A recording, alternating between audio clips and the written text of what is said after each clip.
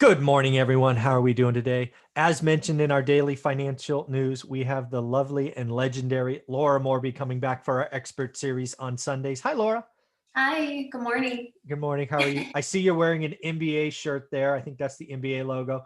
And Oh yeah. as a Golden State Warriors fan, I'm depressed. I'm still heartbroken over missing the playoffs for the second year in a row.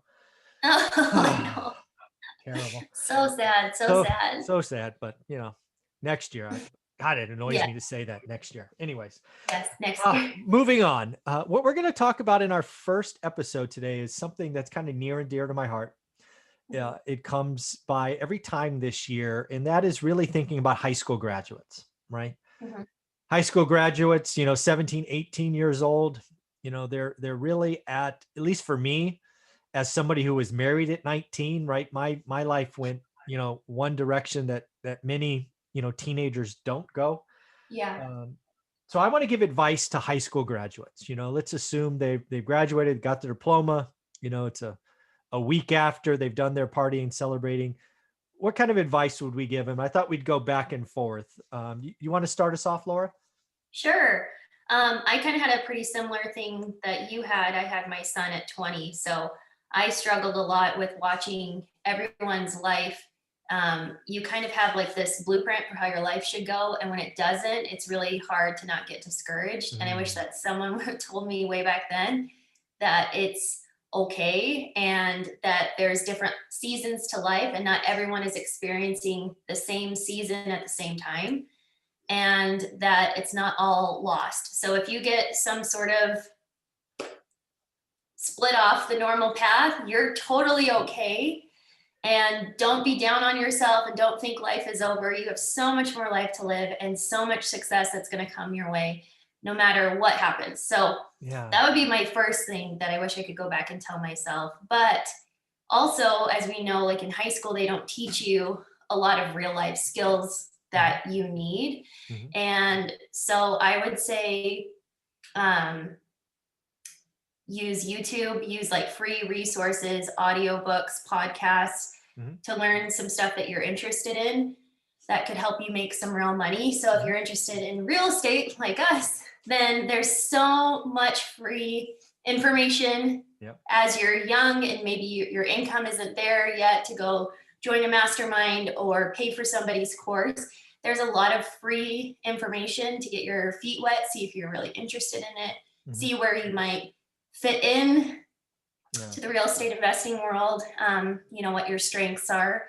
So if you're not really good at talking to people, you might be really great with generating leads or doing systems or some of the behind the scenes stuff that people who are really good at talking to people are typically, not typically, but a lot of them are kind of disorganized. You could really use someone like you. So yeah, so there's some, I would say utilize free resources. And if something happens that deters you off your path, Yeah. that you're going to be fine.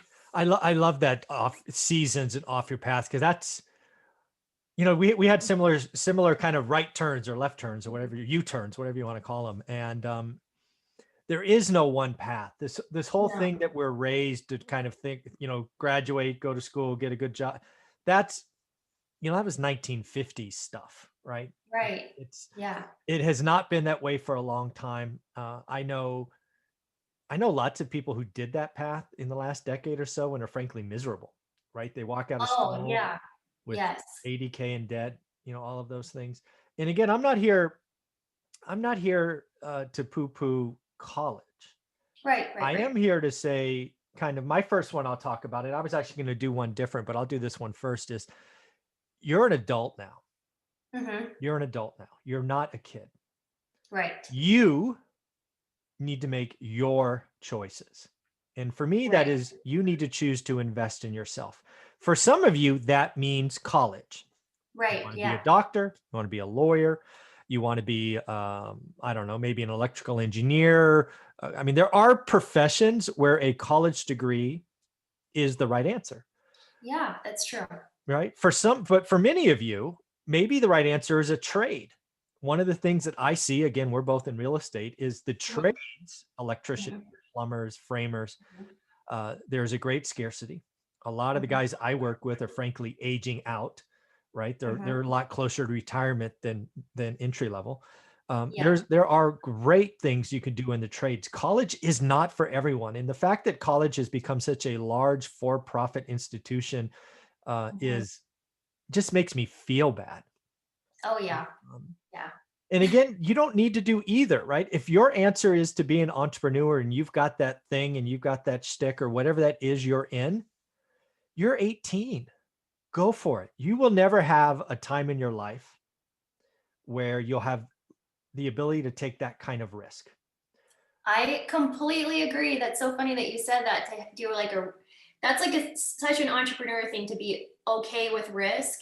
But as you get older and you put down roots or you're married, you have all these things that kind of make you risk averse. But Yeah. yes, when you're 17, 18, go for it. I mean, if you lose your investment, who cares? You're 17. There's no one relying on you. You can go move home with mom and dad. You're fine, you know? Exactly. And it's so crazy too, because we just went to Pace, my husband's business partner's birthday, Cody, and he was saying that he's been an entrepreneur for 10 years. And I'm like, okay, so he started doing it when he was 17. And then I was listening to, he brought somebody to dinner who he was in business with from 17 to 18. And he described how he went to this guy's house in Scottsdale and was like, please help me out. And the guy was like, who are you? Some 17-year-old kid showed up at my house who's still in high school. Yeah. But think about by him putting himself in those positions earlier, he's light years ahead of people who Oh, decided to get into business when they're 25 or yeah. 30, because he's been through the ups and downs. He's seen what works. He's figured out what his strengths are, what his Yeah. weaknesses are, Yeah. what he's interested in. Yeah. So Yeah. yeah, that's really interesting. Yes, definitely take a risk when you're young. I Yeah. mean, why Bet on not? yourself, right? Bet on yourself. Yeah, Yeah. totally. Yeah. Absolutely. And again, have a different mindset. You're an adult now. Mhm. And that means that means you get the upside, but you also, if you miss, you have the consequences. You lose a little Yeah. bit of money. You got to move home with mom and dad to, between your tail between your legs. It's okay. You'll get Yeah. up, dust yourself off, and do it again. Yeah, Um, definitely. I think that's Yep. awesome. And then you don't have kids or a wife or whatever. Yeah. I don't know. Yeah. That really Yeah. does put a crimp in your style at 19 or maybe having a kid at 20. You've got a couple other priorities going on that Yeah. But even if you do have it, like, I yeah. mean, I spent my first 3 years in the business without air conditioning in my car. Yes. And I was, as you know, evicting people, um, driving all over town, like checking on job sites, doing crazy stuff without air conditioning in Arizona. Yeah. And I kept with it. So, like, even if, like, having a consequence to an action may make your like jump start into the business a little bit harder, but it's definitely not impossible. So you just have to be persistent Yeah. and know it's going to get better for sure.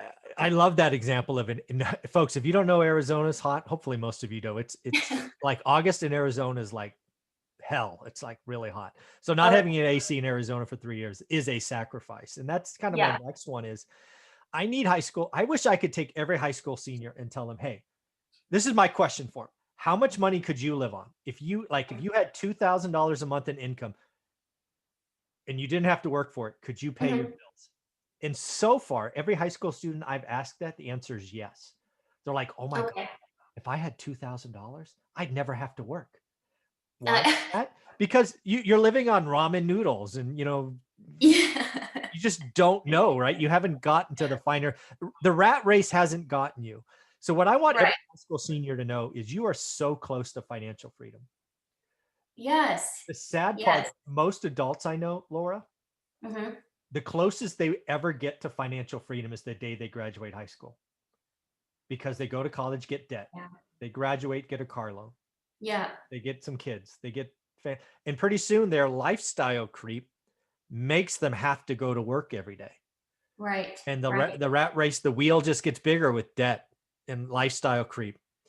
And then they Hmm. step back and go, God, at 18, I could live on $2,000 and now I need 12 grand or 4 grand or seven, whatever the number is. It's like, Hmm. folks, you are Yeah. so close to financial freedom. If you just spend the next 2 years, 3 years, stay living on whatever it is now, Hmm. you may never have to work.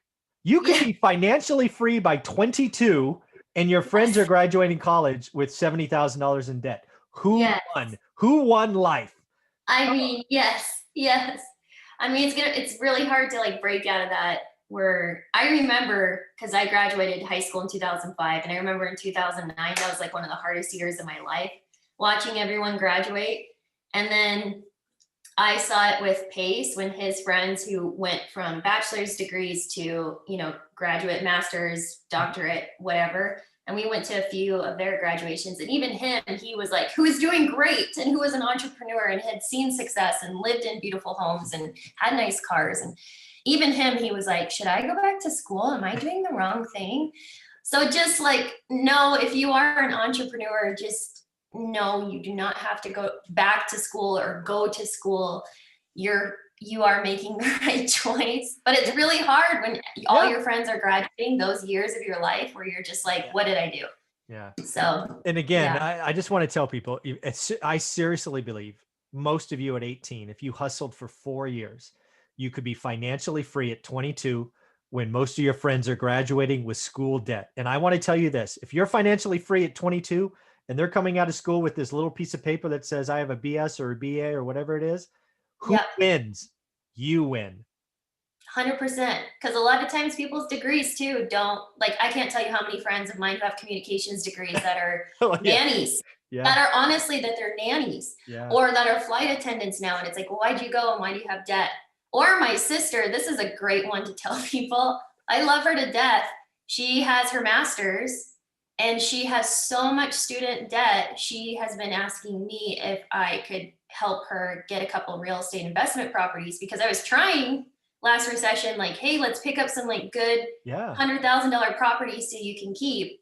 And by now she could have paid off her student loan debt, bought a house in cash. If she would have picked up a few rental properties, she'd be in a completely different situation. She didn't listen to me and she's like, hey, I really need help. And she'll talk about people who are real estate investing and like, how did that person buy $1 million house? And how did they do this? And how are they doing this? And I'm like, they took action. Yeah. So, but it's very interesting. Yeah. So again, the other one I want to say there is people need to hear this at any age. This isn't only for high school graduates, college, anybody. The rat race is real. Yes. I didn't appreciate that until I was 30 or 35 years. I didn't get it. Here's the rat race, right? The rat race is a wheel. And you make choices throughout your life, how big the wheel is. And as you add debt or your monthly living expenses go up, the wheel gets bigger, which means you have to run harder. Oh, by the way, as you add assets and you have assets fund your life, the wheel gets smaller. And oh, by the way, when you have assets that eventually cover your monthly expenses, like both of us, there is no wheel. You can do whatever you want. Yeah, you don't have to be running. Yeah, you don't have. You just sit there and I could take a nap in the afternoon. It's awesome. I mean, if you want to go have a jog, go for it. Yeah, exactly. So yeah, the rat race is real, and I didn't appreciate that. So I got one more for you, and I know this is one we both really care about, and that is real estate investing could really change your life, right? And you were just talking about your sister, right? Is a great example of that. Whatever it is, though, if you're an entrepreneur and you want to build a business, go for it. And again, if you're a high school graduate, invest in yourself, understand the rat race, and take some risk. But yeah, real estate's a great option. Yeah. So any closing thoughts on this one? I thought that maybe if we have anyone who's in high school, if we could give them a really quick like piece of advice for their first move to maybe pick up a rental property to start investing. What would you suggest? Would you suggest they go a traditional route and get a mortgage? Would you have them do a mortgage co-sign with mom and dad? What would you do? Well, I think depends on who they are, what they've been able to build, if anything. I think first and foremost, house hacking is the greatest example. Maybe not for high school graduates, but certainly by the time you come out of college, you should be able to do a house hack. Very low down payment, rent to your buddies or your girlfriends, and get on the property ladder. You've got to get on the property ladder. So my first piece of advice for a high school graduate or college is find how to get on the property ladder. If you're going to go traditional, house hacking is the answer. If you're a high school graduate, no credit, no history, no real job, you've got to become great at your area, and you could build chunks of cash by sourcing deals, or you get very good at subject to or creative financing, and you payments such as sub2.com, right? Mhm. So those are the kinds of things. But I would tell people to focus. My biggest thing is too many new investors don't focus. They're Oh, spending yeah. hours, but they're like, Yeah. no, Mhm.